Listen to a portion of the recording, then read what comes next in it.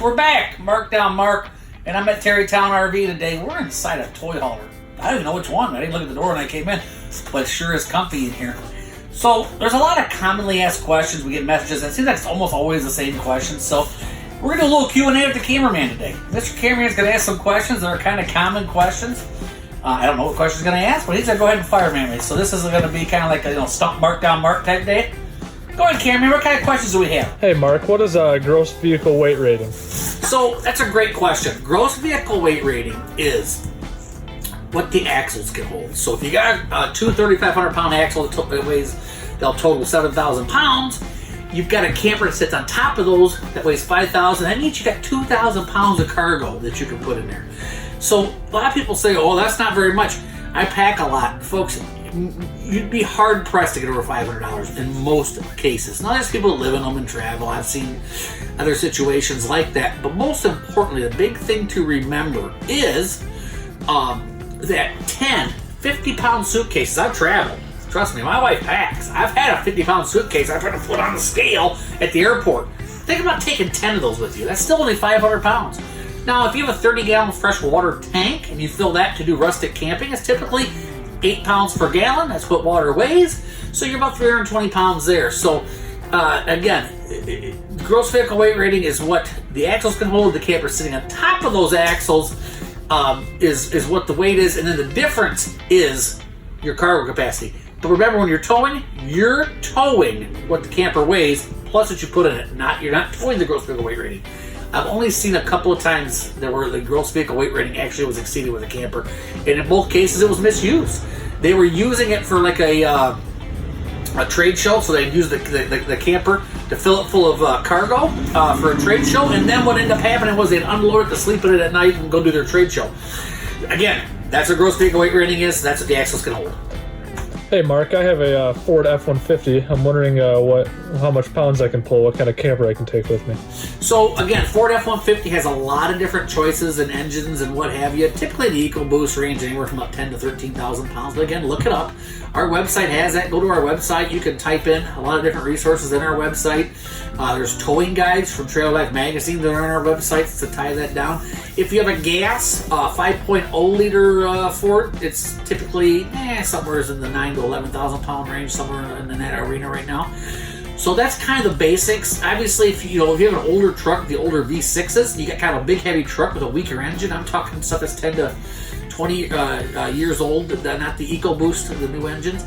Long story short, those typically only tow 6,500 pounds because you got kind of a smaller engine with a big heavy truck, so it takes away from the tow rating. What other questions we got, cameraman? Hey, Mark, do you guys install weight distributing hitches, and are they important? Oh, that's a good question, cameraman. Boy, oh boy, are they important.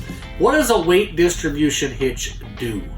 Well, what a weight distribution hitch does, geez, if I said that correctly.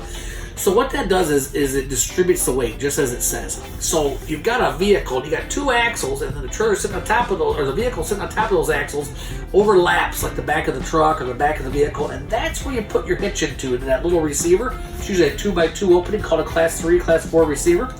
So you slide that ball in there, and then you put the trailer on it. The trailer's like a teeter-totter, so all that weight kind of comes forward, and your vehicle does this. And then when you hit a bump, it goes boom, boom, boom, boom. Porpoises going down the road.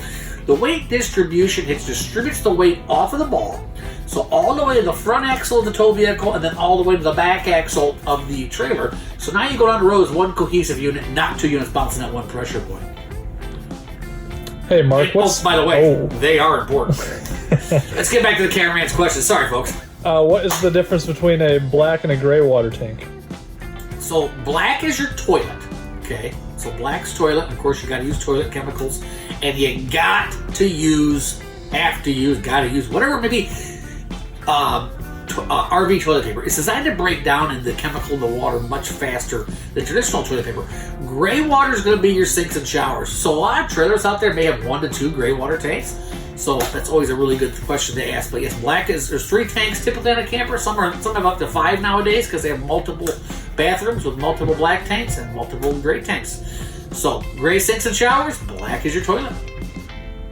Anything else, cameraman? Yeah. Do all coaches come with those solid stairs, or is it?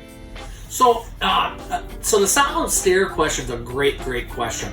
So if there's enough room, because there's a mounting bar that goes on the floor that allows that stair to come down and holds that stair there. That mounting bar has to have clearance enough to get past the screen door when you put that screen door in. So the old rule of thumb is you can kind of get a finger and a half through there. You can kind of squeeze your fingers in between that screen door. There's enough room for that mounting bracket. So they can be outfitted and retrofitted to existing campers. However, most of your new stuff's going to be, the screen door is going to be designed to accommodate that. However, in not all cases can you do that. And then the other question comes, they're on these solid steps, or what's called step above. A couple different companies make them. Solid step, I believe, is more ride, and step above is the Lippert Components version.